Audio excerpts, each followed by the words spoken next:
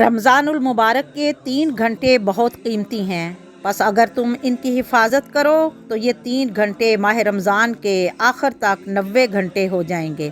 یہ 3 گھنٹے، پہلا گھنٹہ افطار کا گھنٹہ، افطاری جلدی تیار کیجئے اور دعا کے لیے وقت نکالیے، کیونکہ روزہ دار کی دعا اس وقت رد نہیں ہوتی، لہٰذا خود اپنے لیے اور اپنے عزیزوں اور مرحومین کے لیے دعا کریں، اپنی اولاد کے لیے دعا کریں، اولاد کے مستقبل کے لیے دعا کریں، والدین کے لیے دعا کریں۔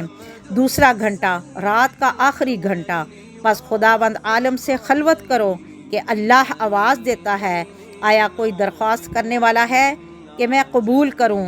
آیا کوئی استغفار کرنے والا ہے کہ میں اس کو معاف کر دوں؟ بس اس وقت تم استغفار کرو۔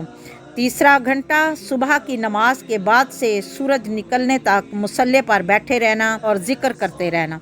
یہ 90 گھنٹے ہیں، ان اوقات میں ہمیشگی کرو، ذکر خدا کرو اور غیبت سے دوری، 5 وقت نماز اور نوافل بجا لاؤ کہ صرف 30 دن ہیں اور بہت جلدی گزر جائیں گے۔ 3 دعائیں اپنے سجدوں میں ضرور پڑھیے۔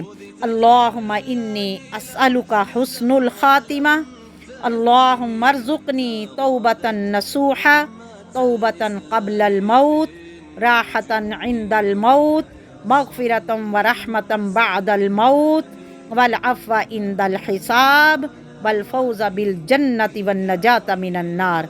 یا اللہ، یا رحمان، یا رحیم، یا مقلب القلوب، ثبت قلبی علی دینک، وما علینا الا البلاغ المبین۔ السلام علیکم ورحمۃ اللہ وبرکاتہ۔